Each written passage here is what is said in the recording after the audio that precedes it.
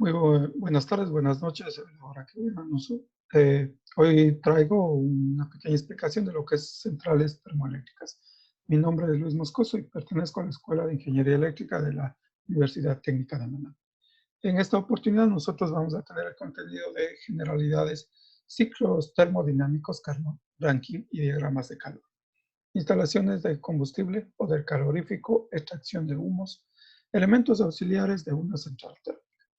Hablando generalmente de este sistema, pues una central termoeléctrica es la central térmica con una instalación que genera electricidad a partir de calor y este se obtiene de la quema de combustibles fósiles como carbón, petróleo, gas natural y también se puede utilizar biomasa y gas.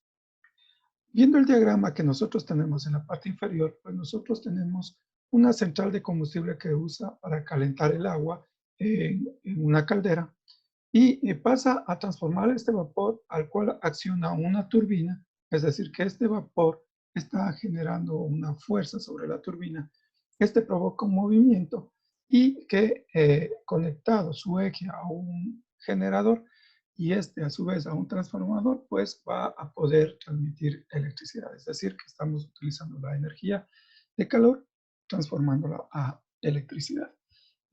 Hablando de un poco de este sistema termodinámico, pues hablamos de Carnot y Rankine y podemos visualizar los diagramas de calor. En la figura que nosotros visualizamos, hablando del ciclo de Carnot, tiene 4 elementos fundamentales, ¿no? La caldera, la turbina, la bomba y el sistema de enfriamiento que sería el condensador. En este diagrama de la parte izquierda nosotros vamos a poder ver este ciclo de Carnot, donde nosotros a través de combustión, estamos hablando de carbón, de fósforos, nosotros hacemos un calentamiento de líquido hasta llegar a vaporizarlo, pasando hacia la turbina. Este vapor genera un movimiento en el eje y este eje va a estar conectado a un generador que va a generar, es decir, que la turbina transforma. Pero el ciclo no termina ahí del fluido y va a pasar a una etapa de condensador y a un motor y ya enfriado va a regresar al sistema. Este sería el ciclo de Carnot, es decir, que tiene por donde pasan los elementos. Pero hablando del ciclo Rankine, este es el ciclo térmico del fluido que pasa a través de los equipos que mencionamos en Carnot. Es decir, que analizando ya las figuras del diagrama térmico, nosotros vamos a ver que el de Carnot es un ciclo de potencia. Y el de Rankine es el de operación o el de eficiencia, en donde nosotros vamos a analizar la parte térmica del fluido a través de sus etapas. En las calderas nosotros generamos suficiente calor como para vaporizar el fluido, es decir, que el fluido va a pasar a un estado entroscópico y pasando hasta la turbina. Y esta presión generada por este vapor de agua va a provocar un movimiento, transformando la energía de esta presión sobrecalentada a mover un generador. Pero esta acción nosotros al líquido, al vapor, le va a provocar un pequeño o un leve bajo de temperatura, haciendo que circule hasta la condensación, donde totalmente se vuelve líquido y a través de una tubería llega a la bomba que impulsa nuevamente el líquido a completar un nuevo ciclo. Estos mismos diagramas podemos analizarlos en diagramas. Como vemos aquí, uno de los diagramas es este, y el ciclo de Carnot se puede decir que es un similar, pero donde va a obtener las temperaturas de trabajo, ¿no? Hablando del poder calorífico, es decir, del material cuando se combustiona, vamos a ver que el poder calorífico es el calor desperdiciado por la combustión completa.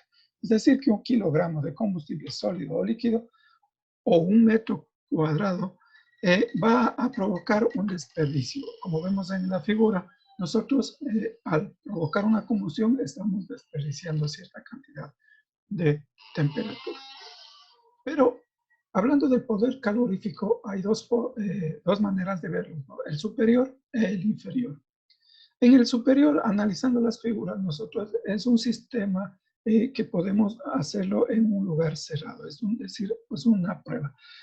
Si vemos el primer diagrama, la combustión a través de un cilindro o un lugar cerrado va a provocar una cierta temperatura al contorno de la figura o de la pared exterior.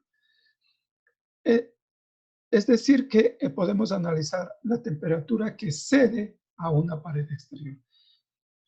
Esta combustión y el tipo de madera vamos a poderle analizar que emite ciertos líquidos que se va a condensar y luego que conecta con la pared va a transmitir cierta cantidad de calor. Ese sería el superior.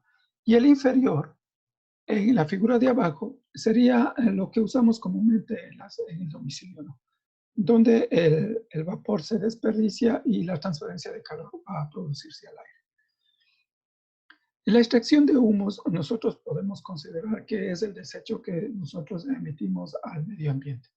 En el ámbito de la extracción de humos, la eficacia de extracción disminuye con la distancia y por ello debe colocarse un dispositivo de aspiración lo más próximo al foco de inversión.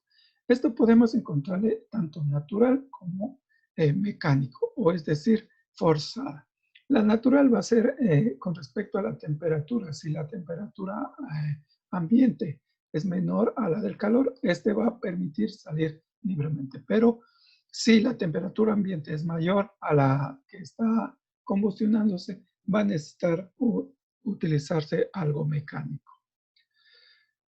Y los elementos auxiliares de una central térmica, bueno, partiendo de los elementos principales de una central, pues tenemos los almacenamientos de combustibles, el cuarto de calderas, el de máquinas, el puesto eléctrico y los edificios de servicio. Y sus elementos adicionales, ¿no? En cada uno vamos a tener elementos adicionales que brevemente podemos describirle en una próxima oportunidad. Muchas gracias y hasta